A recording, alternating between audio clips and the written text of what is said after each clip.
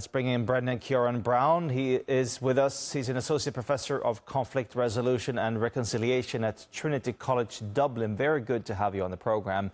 I want to ask you about your confidence in these international institutions of, first of all, putting an end to the conflict, and second of all, bringing any kind of accountability. Well, thanks very much indeed for having me join you as always. I mean, it's unbelievable that we're sitting here 2 years on and this genocide is still raging. It's quite unimaginable. I remember sitting in studio with yourselves last year and hoping very much that we would see some kind of light at the end of the darkness here. We have seen very much that this is a genocide that has been allowed to play out. We have seen the institutions that are supposed to not allow this to happen, to ensure that never again is for everybody and not just a selective application of that terminology.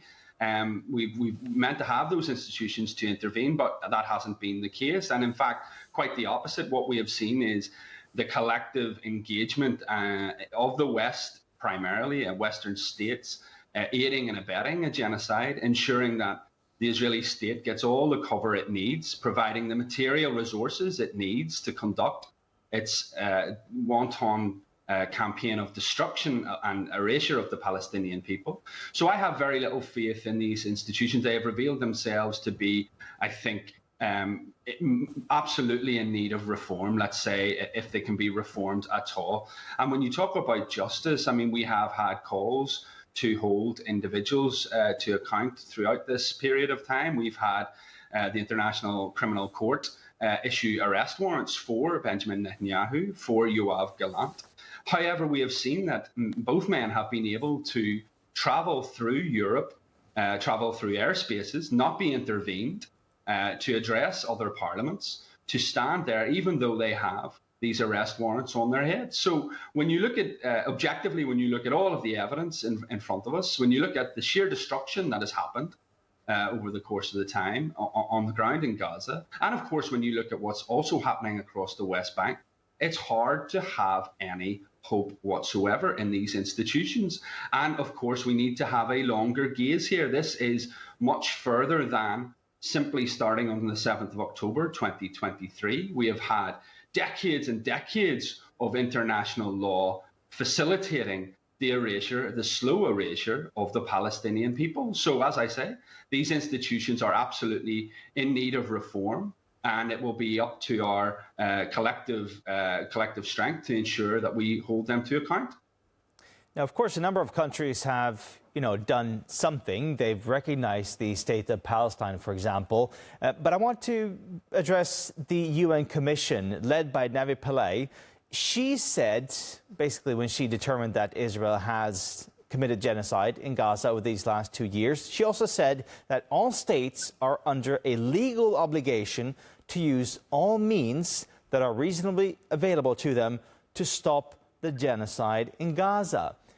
Does that give the power to states like Ireland or Spain or the UK to say, you know what, enough is enough, we're going to go in and we're going to put an end to this?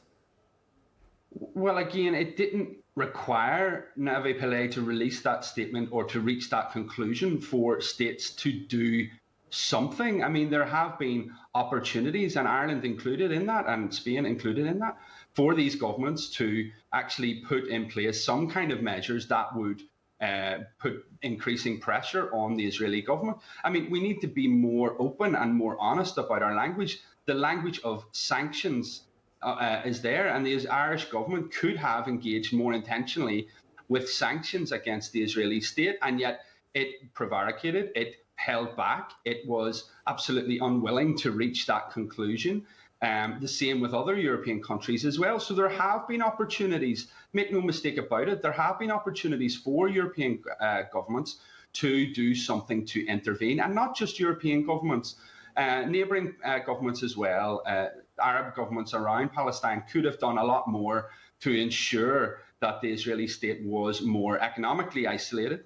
And also other bodies around the world. I mean, look at the likes of FIFA, look at the likes of UEFA. These may seem like soft power institutions. But the reality is more intentional engagement with ostracization of the Israeli state during this moment in time, and for the last 2 years, and for the decades before, would have meant that we didn't reach this moment of catastrophe. So I don't give these governments an out by saying they now have the opportunity to do something. They've had the opportunity to do something all along, and they have, for a variety of reasons, chosen not to do enough. And so we need to be careful with that.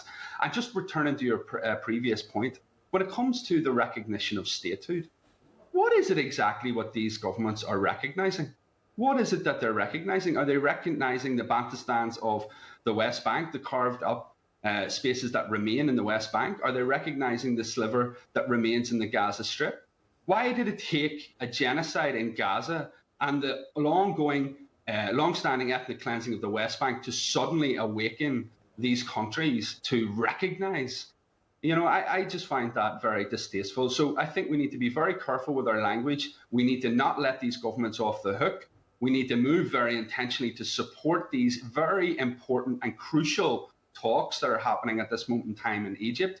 We need to absolutely ensure that there's a complete cessation of the destruction of Gaza, and we need to see a complete rebuild of the Gaza Strip and the support of the Palestinian people to achieve their legitimate aim of self-determination.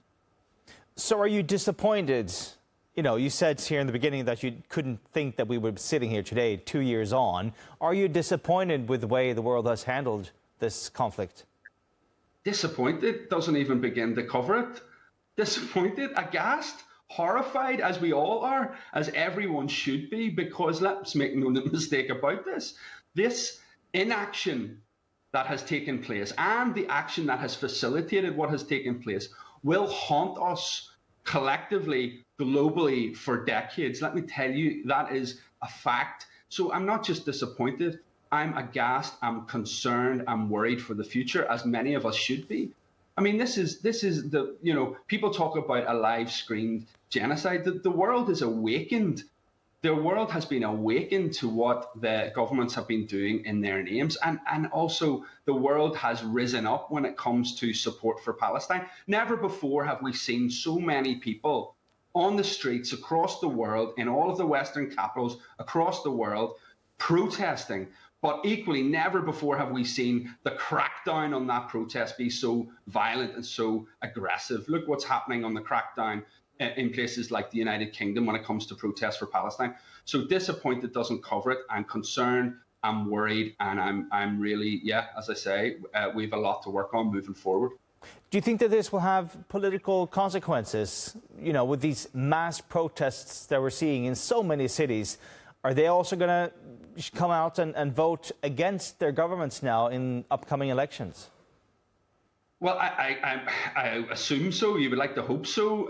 You would like to also hope that there is something to vote for. There's no point in just simply voting in a party that has a similar line to the current governments that are in place. But I hope that people go to the ballot box, use the power that they have. People have the power in this moment, and I hope that they exercise it. I mean, we saw very recently, look at Italy, for example, we saw the complete shutdown done by the Italian dock workers when it came to holding the Italian government to account. That was an incredible example of the power that we have as a collective. That is the power that we have as people to hold governments to account. And I hope that we see more and more and more of that. And I am convinced that we will. So, we first and foremost, let's be very clear here. First and foremost, we need to see an end to the genocide in Gaza. We need to see these talks be successful. We need to see Palestinian self-determination be very clearly on the table here. And we need to see a mass influx. Brendan, unfortunately, I'm going to have to wrap it up there because we're out of time for this hour. But thank you so much, though, for joining us here on TRT World.